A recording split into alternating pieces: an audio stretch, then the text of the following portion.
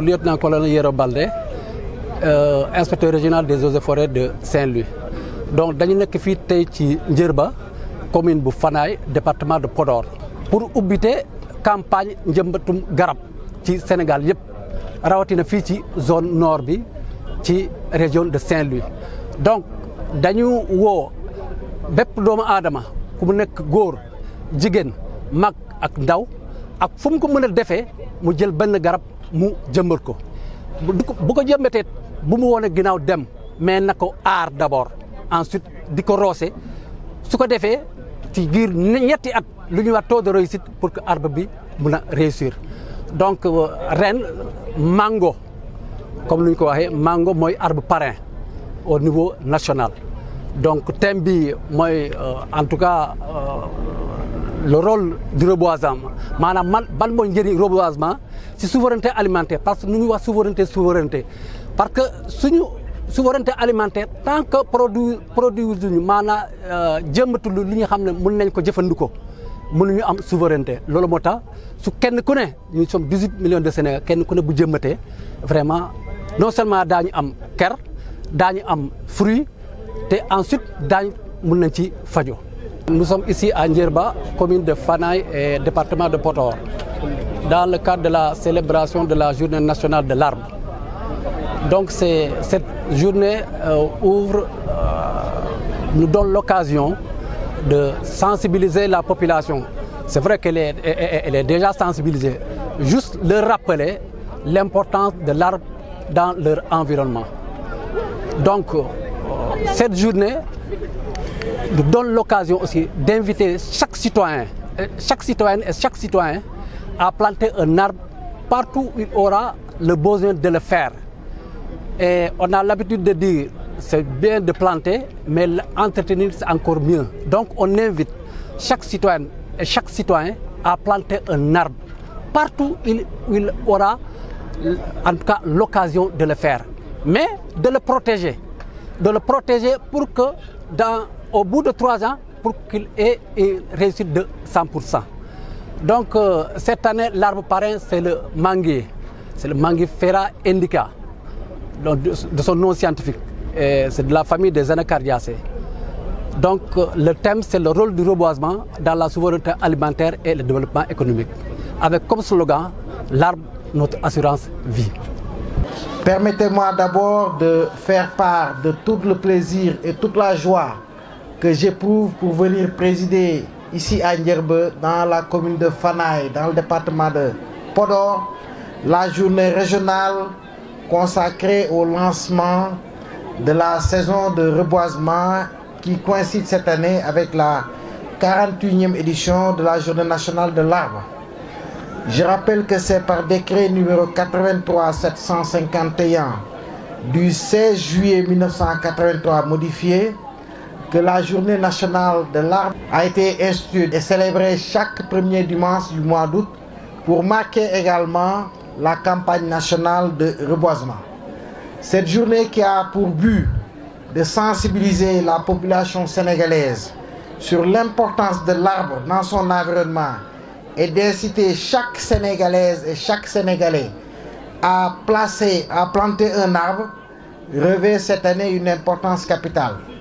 En effet, comme vous le savez, son Excellence Michel Bassirou Diomaye Diakhar Faye, président de la République du Sénégal, a lancé depuis 3 mois une campagne, j'allais même dire un changement de paradigme pour inciter toutes les populations sénégalaises à un sursaut citoyen à travers le concept Setal Sunu Réew, qui est aujourd'hui un concept qui s'étend au-delà des questions liées au cadre de vie, aux questions qui tournent sur tout ce qui concourt au développement socio-économique du Sénégal, tout ce qui concourt à la souveraineté alimentaire, tout ce qui concourt pour cette édition-là à un environnement sain, à un cadre de vie sain, mais surtout à faire en sorte que le Sénégal soit un pays vert, un Sénégal qui retrouve son lustre d'antan. C'est pourquoi je voudrais, à l'entame de vos propos, féliciter très sincèrement l'ensemble des populations de la région, les autorités administratives, les autorités territoriales, pour le choix porté sur ce village de Ndjerbe dans la commune de Fanaye pour abriter la cérémonie régionale. Dans ce sens, je voudrais féliciter l'ensemble des organisations communautaires de base, particulièrement l'association El Hadji Ibrahima Thiam Aïssa de Ndjerbe, pour tous les efforts qui ont été consentis dans le cadre d'une bonne organisation de cette manifestation. Je voudrais également saisir l'opportunité de cette rencontre pour magnifier d'une part la bonne collaboration entre les forces de défense et de sécurité et d'autre part l'esprit de partenariat entre les projets et ONG avec la direction des eaux et forêts, chasse et conservation de conservation des sols dans la gestion et la protection des ressources forestières. Cette dynamique qui traduit toute la vitalité de la solidarité au niveau du Sénégal reflète également une solidarité gouvernementale, une solidarité des directions régionales, une solidarité de l'ensemble des acteurs du secteur public. Je voudrais dans ce cadre donc exprimer ma profonde gratitude à toutes les délégations venues, je l'ai dit tout à l'heure, je l'ai mentionné, venues du département de Podor avec ses différentes communes, mais venues également de la région de Saint-Louis.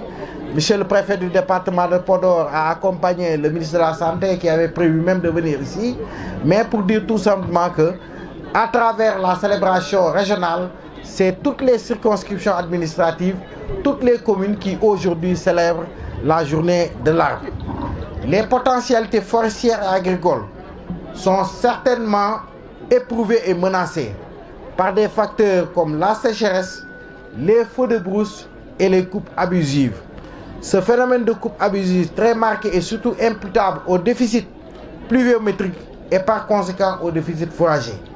C'est pourquoi l'État du Sénégal, en dehors des mesures répressives contre les malfaiteurs, est en train d'apporter des solutions alternatives pour atténuer la pression sur les ressources naturelles à travers des projets et programmes dans le cadre du reboisement, des aménagements d'unités pastorales, de la protection des cuvettes maraîchères par la mise en place de brisements et de haies vives.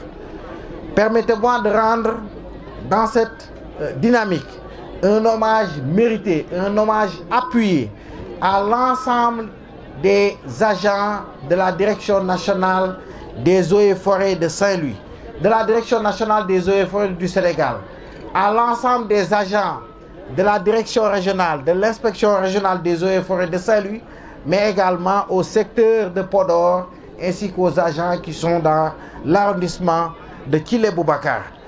J'en veux pour preuve le bilan de la campagne de reboisement 2023, qui a permis d'avoir une production de 469 428 plants, toutes espèces confondues. Cette production a permis d'obtenir les résultats que je voudrais citer: 156,665 hectares de plantations massives, 40,31 km de plantations linéaires, 168 379 plants distribués pour des plantations.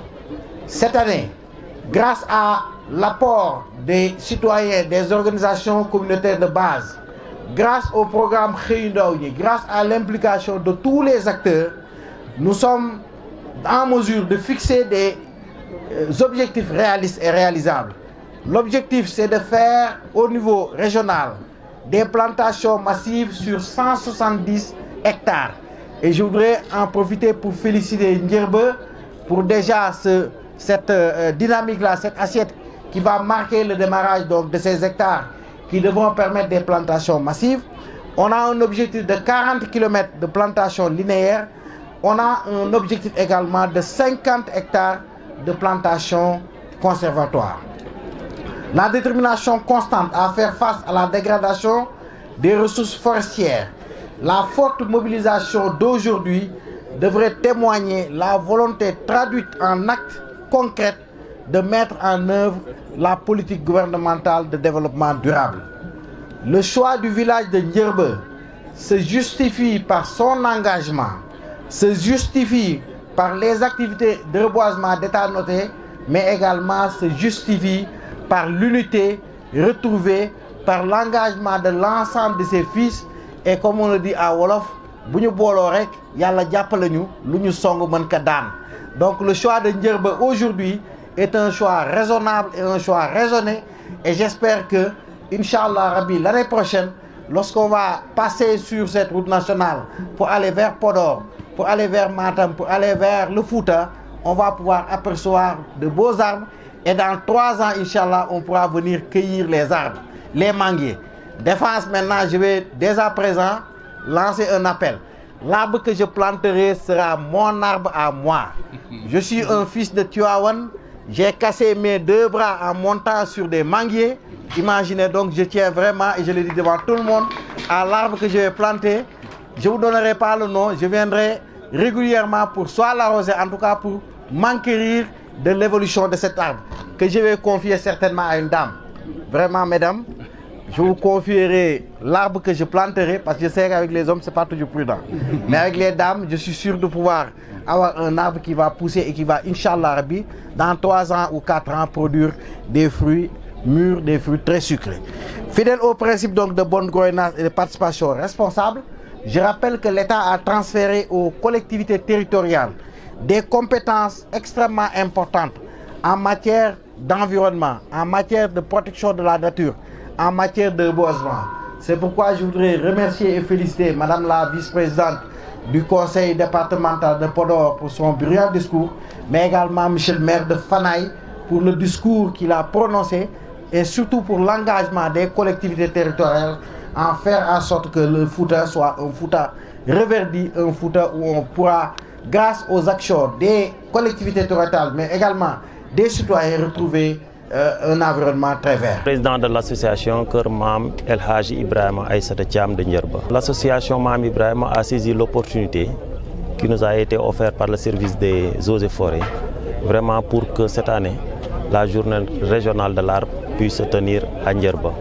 C'est une aubaine pour l'association, car dans le programme de l'association, il était programmé un programme environnemental appelé Ndjerba Vert.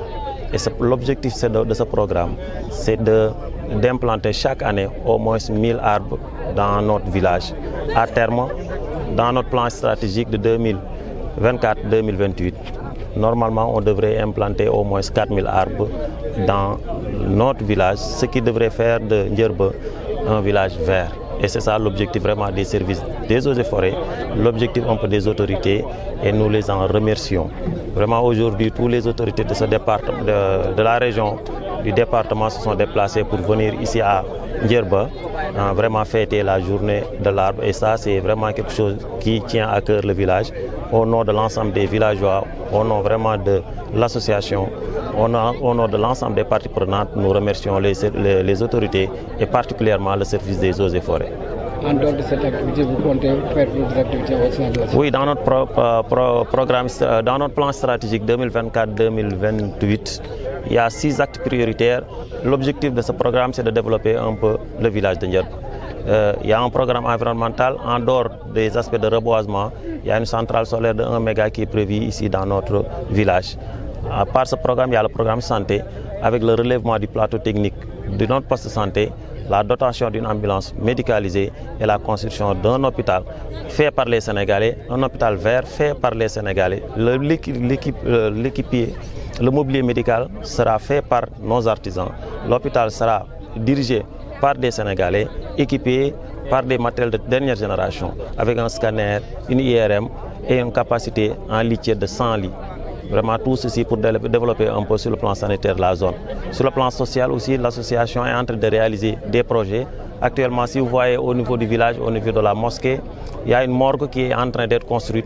Les travaux sont épuisés à hauteur de 90%. Et normalement, dans 1 à 2 mois, on devrait vous appeler pour inaugurer la morgue. Et rappeler juste que cette morgue est financée entièrement par l'association et par les habitants de Ndjerba. En dehors de ce programme, on a aussi le programme élevage avec Guet Mam Ibrahima, parce que notre guide, notre grand-père était un éleveur. Donc nous aussi, en tant que jeunes, en tant que petit-fils d'Ibrahima, on ne se doit pas de ne pas être éleveur. Donc c'est pourquoi on a dit qu'il faut un peu suivre les pas de notre guide en faisant un peu le guet Maam Ibrahima.